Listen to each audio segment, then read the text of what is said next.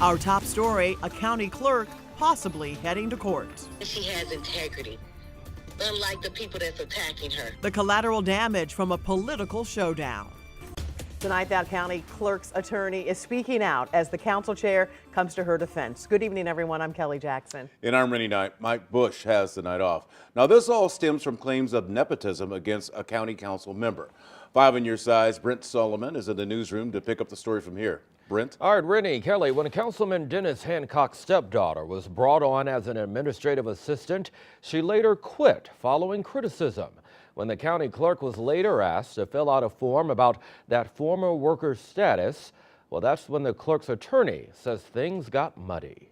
She's very upset. She's never been in trouble in her entire life. She has an excellent work history. Attorney Joseph Hogan in Clayton says his client, St. Louis County Clerk Diann Valenti, was indicted by a grand jury for felony forgery charges and several other misdemeanors. In this case, they're saying she made or altered a writing or a report. The report at the center of the allegations, a form, he says, asking the clerk whether Councilman Dennis Hancock's stepdaughter was employed with the county.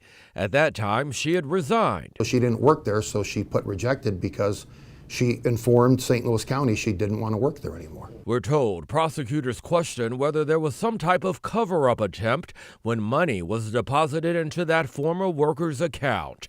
But some county leaders believe the criminal charges here are politically motivated. Our team, the small, mighty team we have, they are not expendable.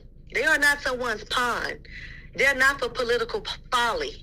And so if that is what you need in order to stay important and powerful, then you need to find somebody else to pick on. Ms. Webb, who are you referring to? Prosecutors? I'm referring to the prosecuting attorney and the county exec. Hancock was briefly expelled in August after prosecutor Wesley Bell filed a petition to remove him from the council.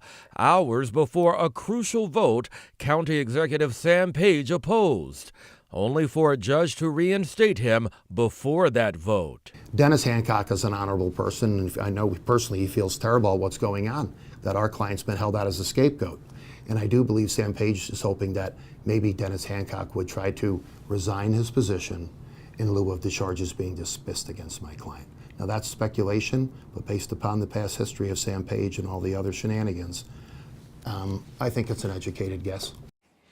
I made contact with Hancock, who told me he has no intentions of resigning. We also reached out to Wesley Bell, but he's out of the country.